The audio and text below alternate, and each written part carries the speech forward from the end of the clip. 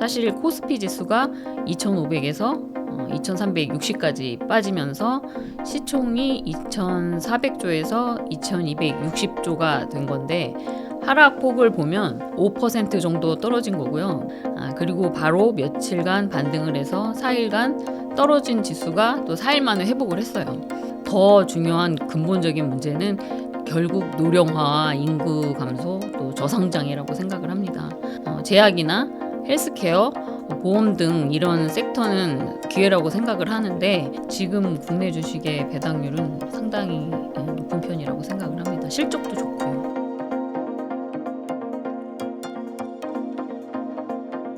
안녕하세요. 인터뷰 진행을 맡은 카프카입니다.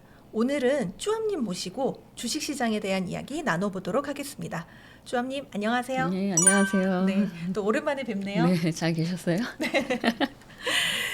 사실 지난번에 나오셨을 때만 해도 그렇게 이제 한국 주식시장이 많이 나쁘진 않았는데 그렇죠. 안 나오신 사이에 정말 많이 안 좋아졌어요. 또 비상계엄이라고 해서 온 나라가 정말 깜짝 놀랄 만한 이런 사건도 있었는데 그 이후에 또 유동성도 많이 한국 장에서 나가서 또 한국 장이 더 어려운 것 같은데 지금 한국 주식시장 어떤 상태인가요? 저도 그 뉴스를 봤는데요. 비상계엄 사태 12월 3일 이후에 144조가 증발됐다는 뉴스가 나오더라고요. 근데 144조면 진짜 어마어마한 돈이기는 해요. 근데 과연 이게 진짜 심각한 상황인지는 또 생각을 해보면 사실 코스피 지수가 2,500에서 2,360까지 빠지면서 시총이 2,400조에서 2,260조가 된 건데 하락폭을 보면 5% 정도 떨어진 거고요. 며칠 동안 이 정도 하락은 제 입장에서는 딱히 큰 공포는 아닙니다. 그리고 바로 며칠간 반등을 해서 4일간 떨어진 지수가 또 4일 만에 회복을 했어요. 근데 코스피, 코스닥 지수만 본 것이고 뭐 다른 부분에서는 또 영향이 있을 수 있죠. 근데 한국 주식은 끝이다라고 볼 이유는 없는 것 같고요. 워낙 저평가라서 사실 더 떨어지기 힘든 것도 있습니다. 근데 오히려 이번 계엄 또 빠르게 또 탄핵 상황에서 주식 시장은 상당히 강한 모습을 보여줬다고 생각을 하고요. 당장 사라는 말씀은 아닙니다. 한국 증시가 그렇게 약하지 않으니까 뭐 희망을 버리지 마라. 뭐 요 정도만 말씀드리고 싶고요. 주식은 사실 이럴 때 사는 거거든요. 또 뭐 유튜브 채널 같은 경우에도 굉장히 좀 자극적으로 만드는 것도 있잖아요. 사실 어그로도 있고 뭐 대부분 뭐 전문가들도 그렇고 경제 전문 채널에서도 다들 좀 상황이 안 좋다고 말씀을 많이 하시더라고요. 근데 뉴스도 또 그런 부분들이 있고 어느 정도 감안해서 냉정하게 보는 것이 좋다고 봅니다. 네. 네. 일부 전문가들 사이에서는 또 지금 우리나라가 일본처럼 잃어버린 10년이 올 수도 있다라고 이야기를 하고 있습니다. 지금의 이런 시장 상황이 악재들에 의한 단기적인 침체라고 보시나요? 아니면 장기적으로 이게 영향이 계속될 거라고 보시나요? 말씀대로 일부 전문가분들의 시각이 뭐 그렇게 나오긴 하는데요. 굳이 이번 사태가 아니더라도 잃어버린 10년에 대한 경고는 사실 그동안 꾸준히 제기됐던 이야기라고 생각을 하고요. 이번 사태가 경제에 미친 디스카운트 요인이 해결되려면 어느 정도 시간이 걸릴지는 솔직히 알기가 어렵습니다. 근데 주식시장에 미치는 영향은 저같이 장기 투자 입장에서는 결국은 단기에 그칠 뿐이라고 생각하고요. 국내 증시 지수를 보면은 알 수 있고 또 주식 시장에 미치는 변수들이 너무 많습니다. 뭐 오늘 같은 경우도 금리가 미국에서 인하하면서 또 연동이 되면서 저희 우리나라 국내 증시도 지수가 40포인트 빠졌거든요. 또 연동이 뭐 이런 여러 가지 상황이 있잖아요. 금리가 빠진다고 하면 주가가 올라야 되는데 또 이렇게 또 미국이 내렸다고 또 우리도 빠지기도 하고 이제 큰 문제는 미국이 오르면 우리나라도 올라야 되는데 안 올라서 여러분들이 뭐 여러 가지 말씀들을 하시는 것 같고요. 더 중요한 근본적인 문제는 결국 노령화와 인구 감소 또 저성장이라고 생각을 합니다. 미래에 대한 누구나 알 수 있는 확실한 정보인데 제약이나 헬스케어, 보험 등 이런 섹터는 기회라고 생각을 하는데 국내 증시 전반에는 장기적으로는 악영향인 것은 부정할 수가 없습니다. 하지만 우리나라도 강점도 많고 저력도 있습니다. 너무 저평가된 시장이라고 생각하고요. 점점 이제 목소리가 커지고 있는 주주 환원 개선, 그다음에 상법 개정 등 꾸준히 개선되고 금리 하락까지 지속이 된다면 2030년쯤에는 코스피 퍼 15 정도도 가능할 것이라고 생각합니다. 그러니까 많은 분들이 허황되다고 말씀하실 것 같긴 한데 그래도 지수 4천 이상은 기대하고 있습니다. 사실 지수 4천이 허황돼 보이지만 굉장히 보수적으로 잡은 수치거긴 하거든요. 그래서 4천 정도 기대하고 있습니다. 한국 그 주식 시장에 대한 확고한 믿음이 있기 때문에 이게 가능하시지 않나 그런 생각이 듭니다. 근데 최근에 이제 환율도 조금 올랐었는데 계엄 사태 이후에 환율이 이제 또 급등하는 문제도 있었는데요. 근데 사실 이 원화 가치 하락은 예정되어 있었다. 그리고 내년도에는 1,500원도 이게 시간 문제다라는 이제 일부의 시각도 있는데요. 이렇게 주식 시장이 잘 나가더라도 상대적으로 통화 가치가 떨어지면 자산 가치가 낮아지기 마련인데요. 이 부분은 어떻게 대응하면 좋을까요? 최근에 환율이 오르면서 원화 자산을 갖고 있는 사람은 자산 가치가 많이 하락이 됐겠죠. 그러니까 환율은 어려운 문제인데요. 그냥 개인 투자자 입장에서 간단하게 생각하는 게 좋을 것 같습니다. 환율이 오르면 수출 기업의 실적은 좋아진다. 물론 이제 상황에 따라 좀 다르겠지만 환율이 그리고 오르면 외국인 입장에서는 한국 주식의 매력도가 높아진다라고 생각을 하고 이 정도로만 생각하고 투자하고 있습니다. 개인 투자자가 적정 환율 그리고 추세와 속도를 계산하면서 투자하는 거는 너무 어렵습니다. 달러 ETF 매매해 보신 분은 알 수 있으실 텐데요. 예측도 안 되고 대응도 쉽지 않습니다. 그나마 가장 안정적인 대응은 결국 달러 자산과 원화 자산을 골고루 가지고 가는 거겠죠. 어느 정도로 비율을 가지고 가는 게 가장 좋을까요? 이거 뭐 상황에 따라 틀린데 그냥 골고루 가져가시면 좋을 것 같아요. 이제 저 같은 경우는 거의 국내 주식에 있기 때문에 제가 뭐 제 입장하고는 또 다른 분들이 많기 때문에 뭐 60대 40도 좋고 뭐 반반도 좋고 본인의 상황에 맞게 하시면 될 것 같습니다. 사실 지난번에 이게 쭈암님이 나오셨을 때 국내 주식과 미국 주식을 95대 5 정도 가지고 계시다고 이야기를 해주셨는데 사실 출연하고 나서 그 이후에 트럼프 대통령이 당선됐고 또 계엄 비상사태도 발동이 되는 등 이렇게 굵직한 이슈들이 있었는데요. 포트폴리오에 어떤 변화가 있으셨을까요? 말씀하신 트럼프 당선 그리고 계엄 사태 등이 있었는데 그 직접적인 실적 이슈는 아니었거든요. 실적이 뭐 변동이 있었던 건 아니라서 딱히 포트폴리오를 뭐 크게 변화를 주진 않았습니다. 근데 굳이 이제 변화라고 한다면 삼성생명이 주가가 많이 상승을 했었어요. 그래서 배당률이 낮아져서 일부 수익 실현하고 삼성전자 우선주를 조금 산 정도고요. 제가 포트폴리오를 보통 변경하는 경우는 주가 상승이나 그리고 실적 하락으로 퍼가 높아졌을 때에 다른 더 좋은 주식이 보인다면 매매를 하고 있습니다. 근데 사실 이게 말은 쉬운데 이게 딱딱 떨어지게 하기는 쉽지 않고요. 이제 보통 이런 시각으로 하고 있고요. 결국 또 이것도 매매 타이밍이랑 예측 문제라서요. 항상 말씀드리지만 장기 투자, 분산 투자로 자연스럽게 가는 것 같습니다. 그럼 뭐 거시적인 그런 경제 변화는 특별히 고려를 하지 않으시고 개별 종목의 약간 변화로 이걸 고려하시는 거네요. 그렇죠. 저는 이제 ETF보다는 개별 종목에 투자를 하고 있고 실적 위주로 투자를 하다 보니까 저는 실적을 보고 투자를 한다고 말씀을 드렸었잖아요. 그래서 장기 투자로 실적만 보고 또 배당률 보고 가고 있습니다. 네. 2024년 저희 나라 이 한국 주식 시장이 굉장히 좋지 않았는데 그렇다면 2025년 내년도에 한국 주식 시장을 전망하신다면 어떻게 보시나요?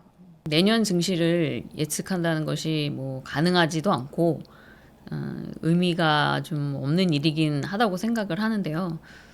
투자를 이렇게 오래 하다 보니까 자연스럽게 매년 증권사에서도 증시 예측이 계속 나오잖아요, 전문가분들이. 근데 이런저런 근거로 이제 나온 지수 예상 밴드를 보면 결국에는 현재 지수에서 하방으로 마이너스 200 정도, 그다음에 상방으로 300에서 500 정도를 더해서 보통 예측치를 내놓는 게 대부분이더라고요. 근데 지나고 보면 증권사들이 많이 틀린 경우도 많아요. 그래서 그저 그냥 토정 비결, 새해에 토정 비결 보듯이 덕담같이 적당히 내놓는 숫자라고 생각하시면 될 것 같고요. 전망까지는 아니고 코스피 3,000 터치하는 거를 희망을 합니다.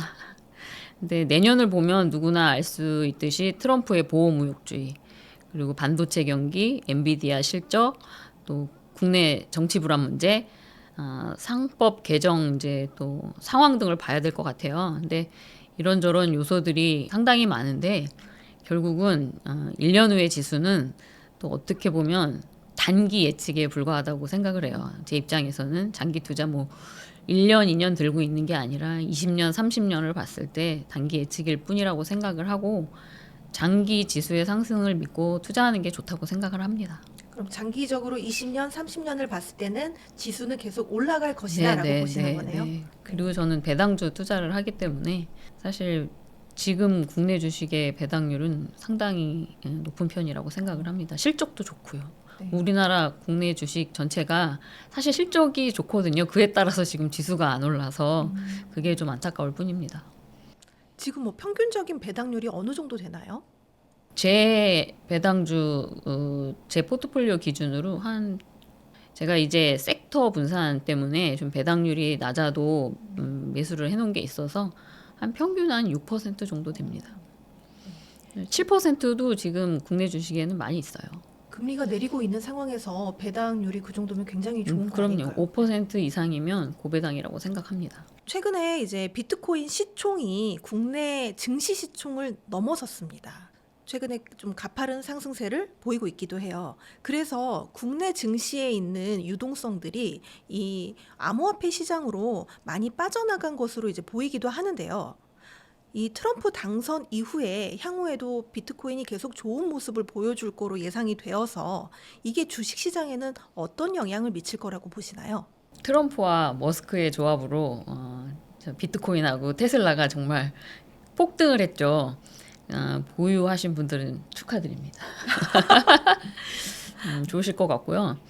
여기 성정길 채널이 코인 부동산도 좀 많이 다루시는 것 같아요. 코인을 많이 다루시더라고요. 그래서 여기 관계자 분들도 많이 사셨는지 궁금한데 예측을 못 하시지 않았을까 하는 생각도 들더라고요. 그런데 조금 사놓았다고 아까 말씀드렸는데 축하드리고요. 이미 노출된 호재였잖아요. 그래서 많이 선반영되었지만 다 소진된 재료는 아니라고 생각을 해요.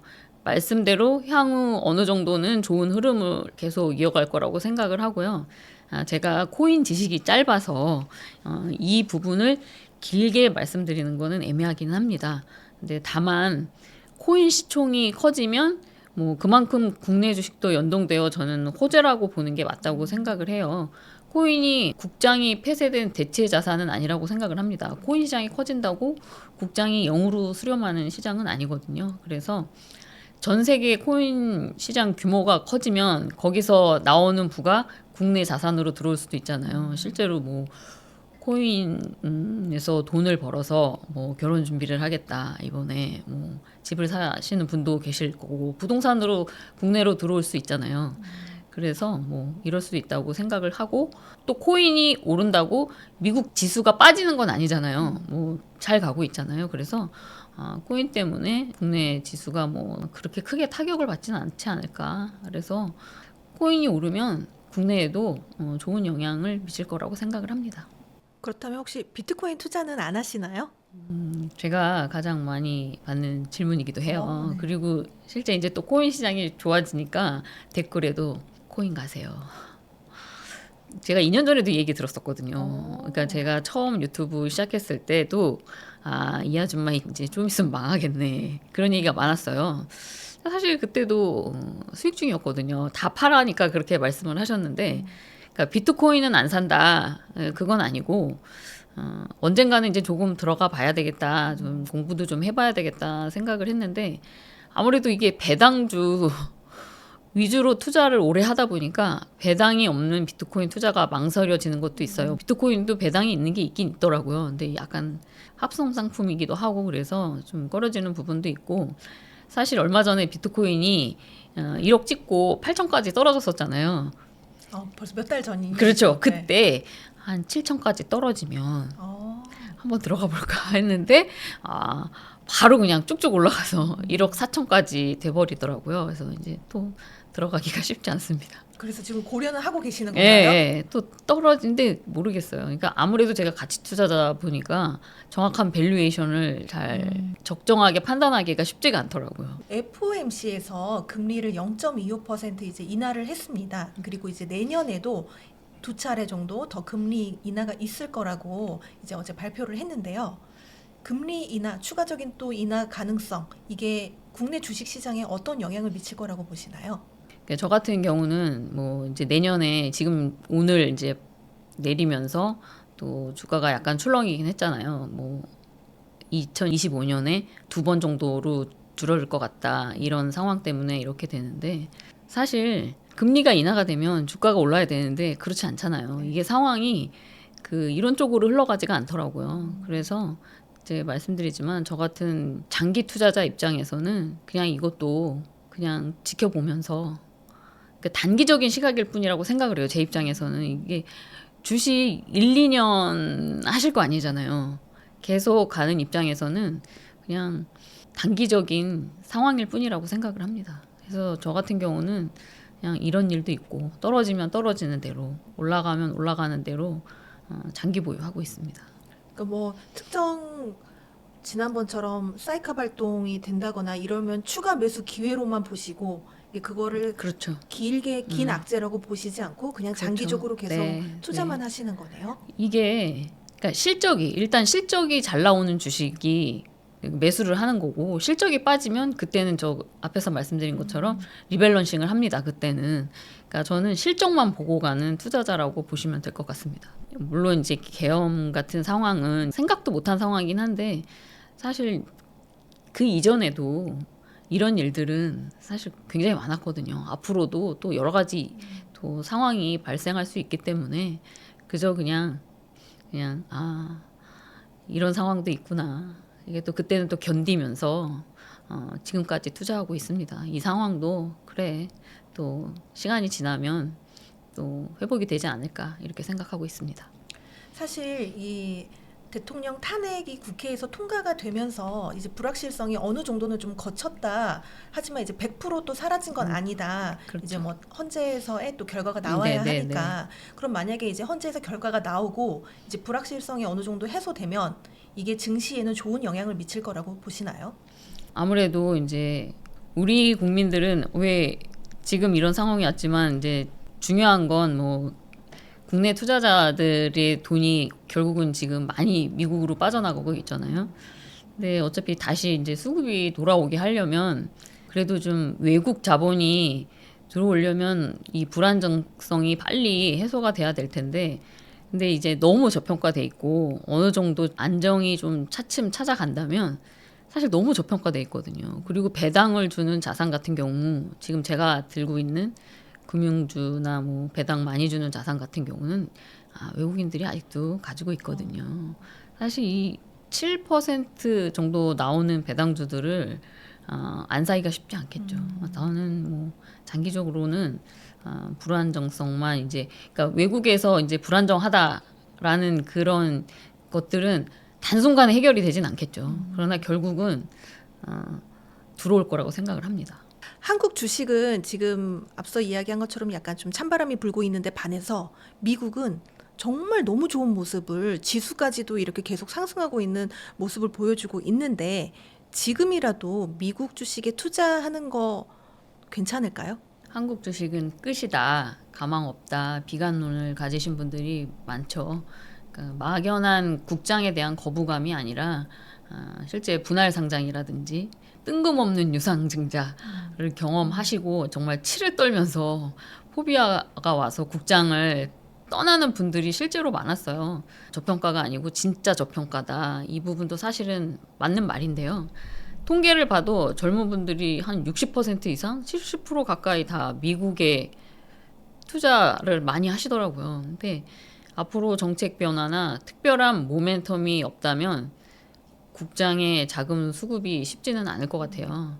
근데 그렇다고 또 국장에 비해 상당히 높은 밸류를 받고 있는 미국 주식에 투자하는 것도 리스크가 있는 건 사실이거든요. 결국 국장은 싸지만 그만큼 디스카운트 요인이 있는 거고, 또 미장은 비싸지만 또 설명할 수 없는 프리미엄이 있어요. 그래서 이 정도로 보고 투자하시는 게 맞겠다 생각을 합니다. 그러니까 정답은 없는 문제라고 생각을 해요. 혹시 뭐 미국 주식에 대한 비중을 더 늘리실 계획은 없으신가요? 그냥 이 정도로 들고 갈 생각입니다. 예. 네. 지금이 이제 뭐 위기는 기회다. 지금 뭐 한국 주식이 역대급 세일 중이다. 이런 이제 기사들도 있는데요. 지금 상황이 사실 내년까지 좀 이어진다고 했을 때 계속 상황이 안 좋을 것 같은데 지금이 그렇다면 한국 주식을 매수하고 투자할 타임이라고 보시나요? 많은 분들이 다 아시겠지만 과거 데이터를 보면 국장이 PBR 1 이하 그렇죠? 퍼가 10 이하에서 매수하는 것이 나쁘지는 않습니다. 나쁘지는 않았고요. 근데 지수 투자로 접근해도 좋고 연저점 근처인 대형 종목들이 상당히 많아요. 골고루 종목들 매수하는 것도 좋다고 생각을 합니다. 근데 주식이라는 게 아무리 싼 주식을 사도 더 떨어지고 거기에서 또 떨어지고 이런 경우도 흔하거든요. 최저점 뭐 바닥을 잡겠다라고 하기보다는 그저 충분히 싼 가격이라고 판단이 되시면 매수해서 보유한다는 생각으로 접근하시는 것이 좋을 것 같습니다. 혹시 가격이 좀 방금 말씀해 주신 것처럼 충분히 싸다라고 판단을 하는 기준이 있으세요? 그렇죠. 일단 재무제표를 많이 보고요. 사실 퍼 PBR 모르시는 분은 없어요. 주식 만약에 공부하신 분이라면 제일 간단한 지수긴 한데 어쨌든 실적을 보고 저는 투자를 해요. 그러니까 제가 투자하는 것들은 다 실적이 너무 잘 나와요. 근데 주가가 안 오를 뿐이에요. 배당도 잘 나오고 배당금도 꾸준히 늘고 있습니다. 그래서 저는 실적을 보고 투자를 합니다. 지난번 이렇게 출연하셨을 때 뭐 배당 주식을 좀 추천을 해주셨어요. 물론 이렇게 투자라는 의미에서가 아니라 좀 주목하면 좋을 것 같은 그런 주식들을 좀 추천을 해주셨는데 사실 지금 와서 보니까 그때 말씀해주셨던 주식들이 다들 성적들이 좋더라고요. 지금 시점에서 봤을 때 좀 주목할 만한 투자 추천은 절대 아닙니다. 좀 주목하면 좋을 만한 주식 또 이렇게 추천해 주실 만한 게 있으실까요? 제가 사라고 매수하라고 드리는 말씀은 아니고요. 지난번에 종목 3개를 말씀을 드렸어요. 근데 지수 하락 대비 기업은행은 아주 좋았고요. 기업은행은 지금도 굉장히 좋다고 생각을 하고요. 그다음에 GSU, 현대차 우선주는 지수만큼 떨어졌어요. 근데 한두 달 보고 투자하라고 말씀드린 거는 아니었어요. 장기로 보라고 말씀을 드린 거고, 그래서 좋다 나쁘다 판단하기에는 뭐 아직 좀 이른 감은 있습니다. 네, 지금도 이 3종목은 아주 좋다고 생각하고 있어요. 저도 가지고 있고요. 그리고 말씀대로 이제 제가 관심 있게 또 보고 있는 3종목만 더 이야기해 보자면 CJ제일제당우, LG전자 우선주, 하나사무미 정도예요. 그러니까 배당률이 높은 종목은 아니거든요. 근데 이제 꾸준한 주가 차익과 배당 성장을 동시에 기대해 볼 수 있고 또 본주 가격 대비 저는 우선주를 더 좋아하는데요. 본주 가격 대비 좋은 가격이라고 생각을 합니다. 그래서 역시 이번에도 매수하라고 드리는 말씀은 아니고 그냥 이렇게 생각한다 이 정도로 들어주시면 좋을 것 같습니다. 그렇다면 반대로 지금 시점에 조심해야 될 배당주 혹은 가지고 계시는 것 중에 좀 정리한 배당주가 있다면 어떤 게 있는지 한번 소개해 주시면 좋을 것 같습니다. 전통적인 고배당 섹터인 정유주, 석유 화학 관련 주식들은 신중하게 매매하시는 게 좋을 것 같습니다. LG 화학이나 롯데케미칼, 하나솔루션, S오일 등 사업 전망이 워낙 안 좋거든요. 그래서 몇 년 안에 실적이 회복될 것 같지가 않습니다. 주가가 워낙 떨어지긴 했어도 싸다고 도성 매수하셨다가 오랫동안 고생할 수 있는 섹터라고 생각을 해요. 이게 그 산유국에서 석유화학 제품을 이제는 직접 생산한다는 또 얘기도 나오고 있고, 미국 이야기하시는 거죠? 아람코, 뭐 네. 여러 가지 산유국에서 그런 것들도 있고, 그다음에 중국의 저가 제품 또 경쟁도 해야 되는 부분이 힘들지 않을까. 그래서 요거는 좀 신중을 기하시는 게 좋을 것 같아요. 그렇다면 혹시 좀 방금 이렇게 좀 산업 부분을 이야기를 해주셔서 앞으로 좀 관심 있게 보면 좋을 만한 산업 섹터는 어디라고 보시나요?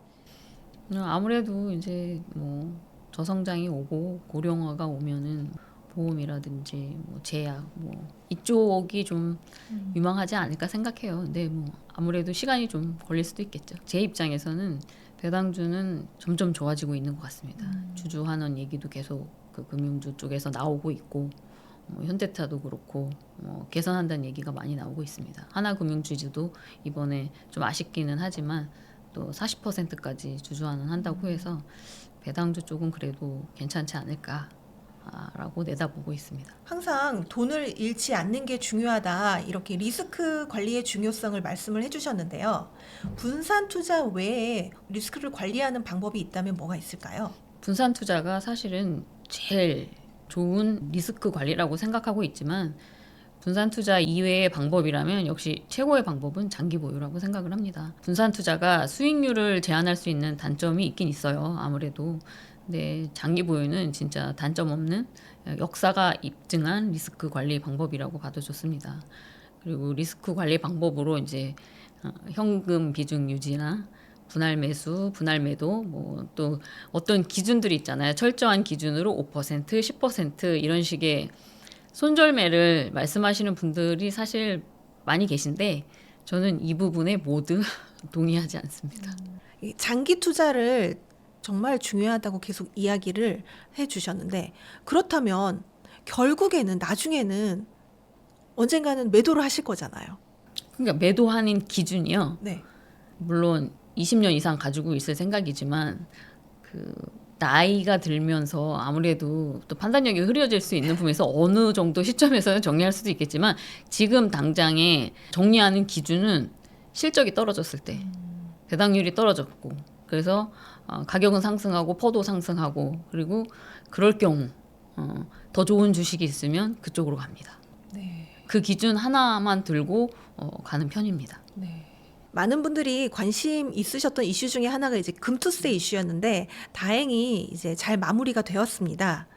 혹시 2025년도에 세금 관련해서 달라지는 부분이나 주의해야 될 부분이 있을까요?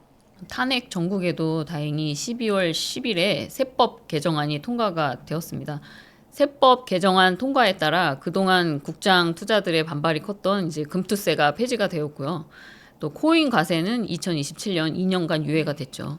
근데 투자 소득의 22%는 정말 큰 금액이죠. 그래서 이제 내년부터 코인 투자자들은 코인 과세 관련해서 저항도 크고 원하는 이제 목소리를 내실 것이라고 생각을 합니다. 그리고 배당 소득 분리과세나 또 ISA 연간 납입 한도 같은 경우 4천만 원 확대 등은 아쉽지만 또 기존대로 유지하는 것으로 정해졌기 때문에 주식 투자자들이 특별히 신경 쓸 변화는 없었습니다. 예. 네. 그런데 이제 국장 같은 경우에는 이렇게 세금 혜택이 있는데, 또 미국 주식 같은 경우는 잘 나가고 있는 반면에 또 저희가 세금을 내야 되잖아요. 그렇죠. 그래도 수익률이 좋아서 거기 이제 계시는 거죠. 거기에 계시는 거잖아요. 맞아요. 그래서 저희 국장이 조금 더 경쟁력을 갖기 위해서는 앞으로 어떤 제도가 더 개선이 돼야 될 거라고 보시나요? 사실 이제 주주환원 개선은 당연한 거고 해야죠. PBR이 1 이하한 거는 너무 저평가돼 있다고 생각을 해요. 정말 가치를 인정 못 받는 거잖아요. 그리고 상법 개정 얘기가 이렇게 나왔는데 본격적으로 정말 그 상황에 대해서 논의를 해서 시행을 하셔야 되지 않을까. 그러지 않는다면 돌아오기가 쉽지 않을 것 같습니다. 미국 주식에서 이제 뭐 여기는 2번 다시 안 본다. 여기는 원금이 깎인다. 거기 가선 세금을 내지만, 이런 말씀들 많이 하시잖아요. 이런 것들이 이제 좀 아쉬운 게 배당 분리과세가 시행이 됐으면 그래도 이제 퇴직자분들이 베이비붐 세대들이 퇴직자분들이 지금 많이 나오는데 그 퇴직금을 배당 분리과세가 됐으면 많이들 그래도 일부는 그래도 투자하지 않으셨을까 하는 생각이 있는데 이런 부분들이 좀 아쉽기는 한데 이런 것들이 다 맞물려 돌아가야 될 것 같습니다. 그리고 불안정성도 빨리 회복이 돼야 될 것 같고요. 지난번에 출연하셨을 때 종목 분석에 대해서 5분 컷 분석 방법을 이야기를 해주셨어요. 그래서 오늘은 좀 실제 하시는 걸 보여주면서 이렇게 설명을 해주시면 더 와닿을 것 같습니다. 많은 분들이 좀 따라하시기에요. 좀 생초보들을 위해서 실제 종목 하나를 정해가지고 5분 분석을 하는 방법을 좀 보여주시면 어떨까요? 네, 알겠습니다. 그러면 우선 네이버 페이 증권에 들어가셔서 고배당을 검색을 하시고요. 이렇게 고배당을 검색을 하면 이게 고배당 ETF가 네. 많이 뜨거든요. 네, 네. 근데 사실 정말 뭐 봐도 모르겠고 귀찮다 하시는 분들은 이 고배당을 한두 개가 아니라 정말 10개 이상, 뭐 15개, 뭐 20개 이런 식으로 모아 가셔도 충분하다고 생각을 해요. 근데 저 같은 경우는 뭐 운용 보수 문제도 있고 개별로 하는 거를 추천을 드리긴 하지만 ETF도 충분히 좋다. 그리고 여기 보면 뭐 라이즈, 코셰프, 플러스 각 그 자산 운용사에서 나온 ETF들이 있는데 이렇게 찍고 들어가 보시면 나오잖아요. 분석으로 들어가시면 비중 순서대로 포트폴리오가 구성이 돼 있어요. 네. 이렇게 보시면 딱 보셔도 금융주가 상당히 많죠. 네. 그리고 다시 들어가서 또 다른 ETF를 또 들어가 보시면 그 ETF에서 분석으로 들어가시면 또 포트폴리오가 이렇게 나와요. 겹치는 네네네. 부분이 많죠. 그러네요. 은근 그 아무래도 배당률을 보다 보니까 이렇게 비슷한 구성이 있어요. 그래서 오히려 거꾸로 ETF를 비교하시면서 거기에 나온 종목을 또 거꾸로 찾아가시는 것도 굉장히 나쁘지 않다고 네. 생각을 해요. 그러면 여기서 기업은행을 볼게요. 네. 그러면 가지고 계신 증권사 어플에 들어가시면 종목을 쳐요. 기업은행이라고 하면 이렇게 거래, 뉴스, 공시, 주가 추이, 뭐 투자 의견 이런 게 많이 나오거든요. 그래서 재무에 들어가시면 돼요. 지금 사용하시는 어플은 어느 어플이죠? 저는 삼성증권 네네. 어플인데 각자 사용하시는 어플에 들어가시면 이렇게 재무라는 부분이 있어요. 네. 그러면 10년 정도의 이렇게 실적이 나옵니다. 네. 여기 보시면 13년부터 23년 정도의 실적이 나오는데 여기에서 퍼를 보시면 13년에 퍼가 9.26이에요. 주가 수익 비율이죠. 네. 그리고 EPS를 보시면 1311원이에요. 네. 그리고 PBR은 0.52. 그런데 여기서 13년, 14년 이렇게 보시면 퍼가 높아지기도 하지만 EPS를 보시면 뭐 살짝 떨어지고 올라가기도 하지만 꾸준히 주당 순이익이 늘어나고 있습니다. EPS가. 그렇죠. 근데 21년부터 퍼가 굉장히 낮아지고 있어요. 네. 3, 2, 23년에 3.54. 근데 EPS를 보시면 아까 1311원이었잖아요. 근데 EPS가 3447원이에요. 그러면 여기에서 퍼 곱하기 EPS가 주가거든요. 네. 그러면 13년 주가를 보시면 퍼 곱하기 EPS가 주가인데 9.26 곱하기 1311원 하면 한 12,000원 정도가 나와요.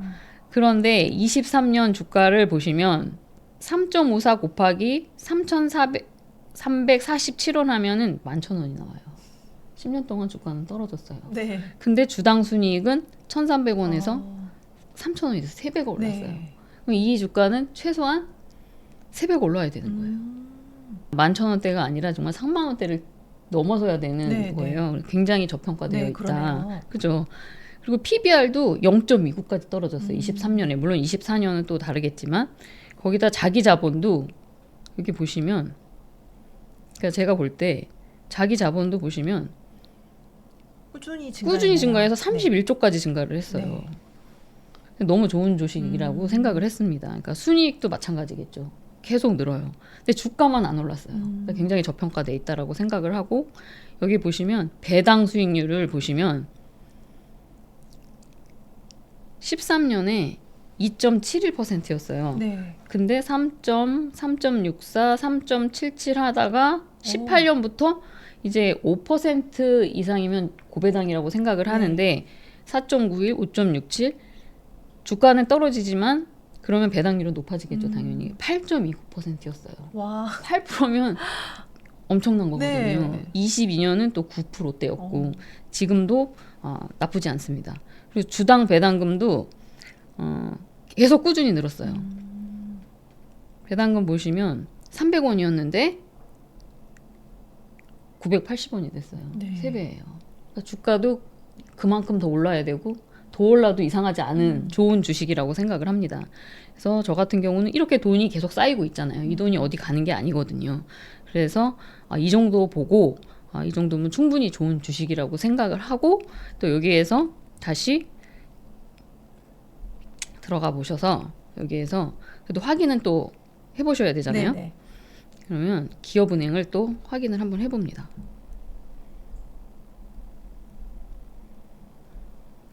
들어가서 보면 이제 현재는 14,510원이에요. 네. 지금도 뭐 좀 올라갔네 하시지만 아직도 더 올라갈 가능성이 충분히 있다고 생각을 하고요. 여기에서 보시면 리서치로 들어가 보시면 각 증권사에서 이렇게 레포트가 있어요. 그러니까 이런 것도 좀 찾아보시고 여기 들어가 보시면 여기 원본을 보시면 충분히 좋은 내용들이 많거든요. 네. 그것도 한번 검토해 보시고 검토해 보셔서 본인이 좋은 주식이라고 판단을 하시면 그때 이제 저 같은 경우는 매수를 해요. 그리고 여기 원문 들어가게 보셔서 다운 받아서 보시면 특히 직장 다니시는 분들 문서 하실 때 한번 참고하셔도 좋아요. 저 같은 경우도 많이 봤거든요. 네. 굉장히 잘 만들어 놓은 자료라고 생각을 해요. 그래서 이런 것들을 보고 매수를 결정합니다. 저는 실적을 보고 결정한다고 했잖아요.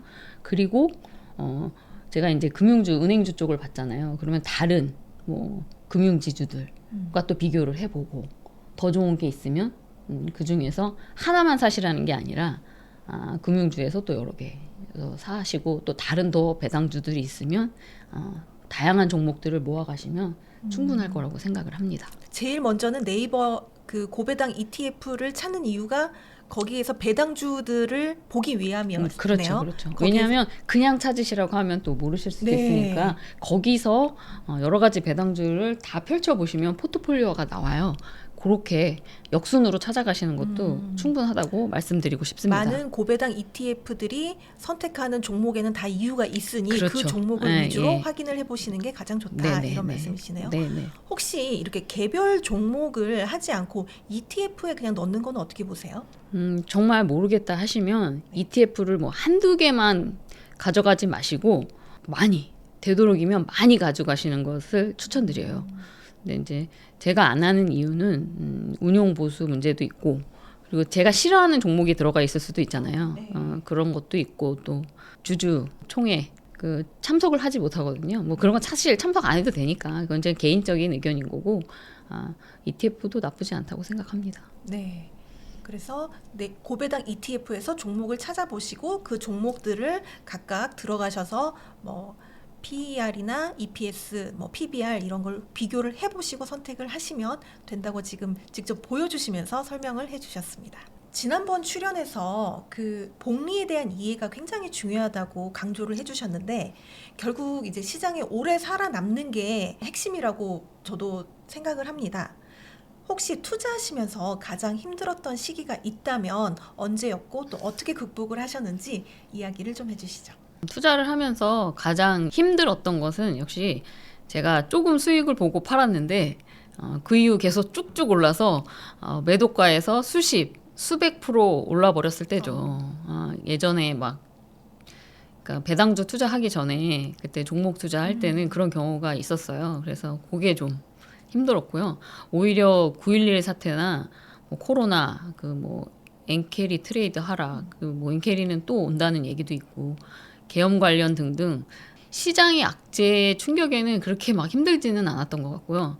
시장과 함께 간다고 생각하면서 투자하는 편이라서 시장이 빠지면 뭐 같이 손실 보는 거고 들고 있으면 결국 시장이 오를 때 같이 오른다 이런 호흡으로 길게 보면서 투자를 합니다. 그리고 뭐 코로나나 그럴 경우에는 더 사고 싶었던 마음이 크죠. 그때 그래서 실제 퇴직도 고려를 했었는데 아쉬움이 많이 남는 부분입니다. 그리고 오히려 최근에는 코인이나 테슬라가 급등하고 마찬가지잖아요. 부동산 가격도 나는 서울에 집이 없는데 그러니까 이렇게 비교해서 오는 뭐 그런 것들이 조금 그렇긴 한데 뭐 그렇게 힘들지는 않습니다. 오히려 배당주 투자를 하시고 나서부터는 뭐 대외 약재에 크게 네, 멘탈이 맞아요. 흔들린 적은 없다는 예, 이야기시네요. 신경을 그렇게 크게 많이 쓰진 않는 것 같습니다. 왜냐하면 배당만 나오면 된다라는 생각으로 투자를 하기 때문에 크게 동요되지는 않는 것 같아요. 배당주 그리고 또 주식 투자의 고수 이렇게 지금의 쭈아님을 만든 것은 바로 이것이다. 이게 하나만 꼽자면 뭐가 있을까요? 절대 고수 아니고요. 예, 그렇게 말씀하시면 안 돼요. 욕 먹어요.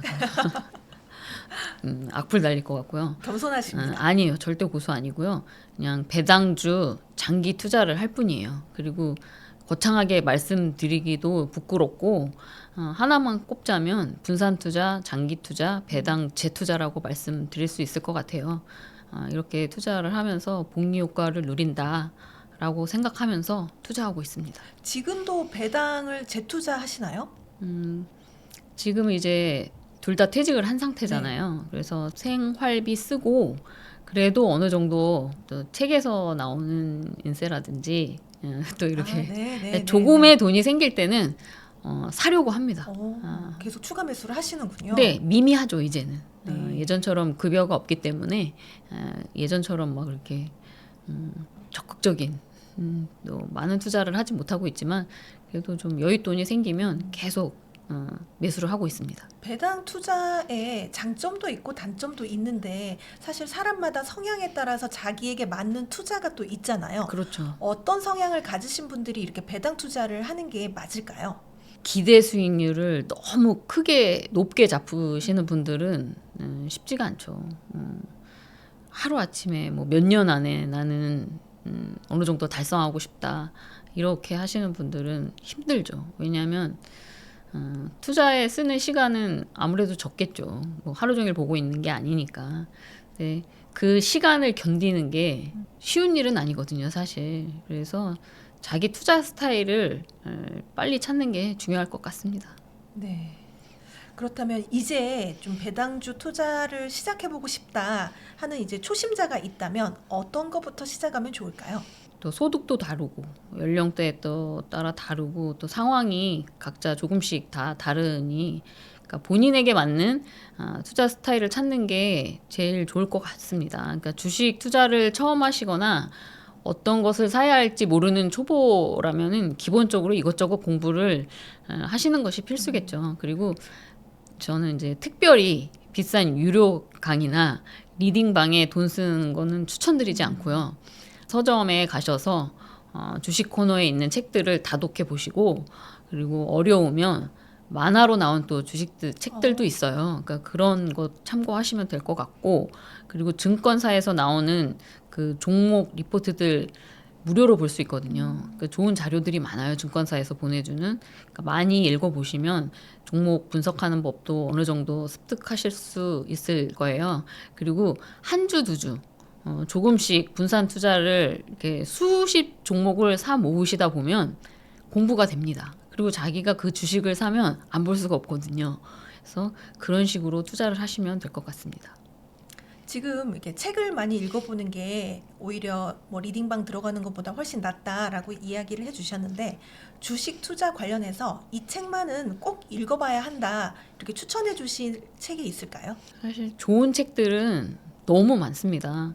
한 권으로는 부족할 것 같고 이제 세 권만 말씀드려 볼게요. 근데 또 이 책이 또 아주 뭐 최고다 뭐 이건 아니지만 그러니까 제 판단 하에 말씀을 드리는 거고요. 저는 문병로 교수님의 매트릭스 스튜디오, 그리고 존 보글의 모든 주식을 소유하라, 그리고 프레드 쉐드의 고객의 요트는 어디 있는가 이고요. 내용은 검색해 보시면 쉽게 찾을 수 있으니까 한번 찾아보시면 좋을 것 같고, 그러니까 당장 실전에서 써먹을 수 있는 기술이나 뭐 비법이 들어있는 책들 많잖아요. 뭐 매매법도 여러 가지더라고요. 뭐 차트 분석하고 이런 책들보다는 투자 마인드나 투자 철학에 관한 책 위주로 보시는 것을 추천합니다. 왜냐하면 그런 매매 기법은 결국은 단기 투자하시는 분들의 의견이기도 하고 차트를 본다고 추세를 보면서 투자하는 게 쉽지는 않습니다. 그래서 저는 투자 마인드나 투자 철학 쪽의 책을 보시고 본인의 투자 스타일 잡고 이러면서 또 여러 가지 책, 뭐 무료 강의 같은 것도 찾아보면 많거든요. 그런 거 위주로 하셔도 충분하다고 생각합니다. 혹시 또 하시고 싶으신 이야기 있으시면 이렇게 한번 해주시죠. 누구나 아시겠지만 혼란스러운 시국입니다. 정치 발언을 하려는 건 아니고요. 이럴 때 투자 철학이나 투자 마인드 만드는 것을 잊지 않으셨으면 합니다. 각자의 정치적 견해와는 별개로 투자는 냉정하게 따로 놓고 분리해서 생각해야 합니다. 아주 쉬운 비유를 들었을 때 만약에 우리가 월드컵에서 결승전에 브라질과 우리나라 국대팀이 만났다고 생각을 해보세요. 그러면 대부분의 우리나라 사람들은 2002년 월드컵 때처럼 한국을 응원하겠죠. 근데 그 중에는 브라질 응원하시는 분들 계실 거예요. 뭐 이중 국적일 수도 있고 그렇잖아요. 엄마가 브라질 사람일 수도 있고 그러니까 그런 분들도 있을 테니까. 근데 대부분은 우리나라를 응원하겠죠. 근데 승리하는 팀에 돈을 거는 게임이라고 생각해 보세요. 카프카님 어떻게 하시겠어요?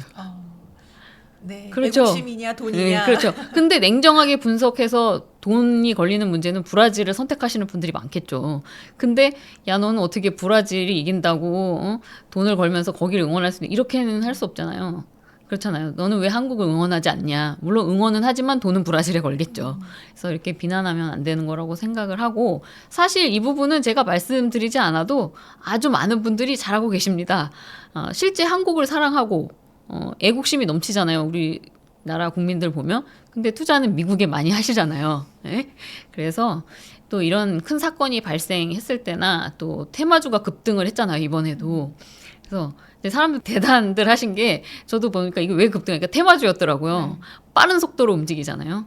그리고 이런저런 테마주를 남들 산다고 따라다니거나 뭐 이러다가는 큰 손실을 또 볼 수 있으니까 주의하셔야 하고요.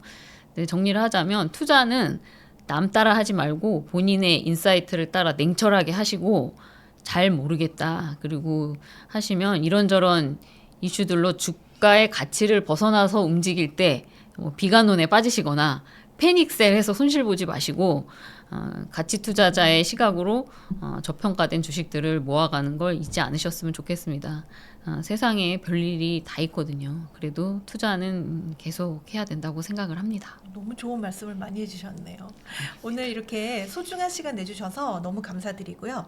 마지막으로 성공의 진심인 구독자분들께 한 말씀 부탁드립니다. 제가 뭐 그렇게 성공한 투자자는 아니지만 다들 힘드실 거예요. 투자가 원래 힘들어요. 그러니까 투자를 통해서 가정도 화목하시고 그리고 노후를 풍요롭게 하실 수 있도록 성공 투자하시기를 응원드리겠습니다. 감사합니다. 네, 감사합니다.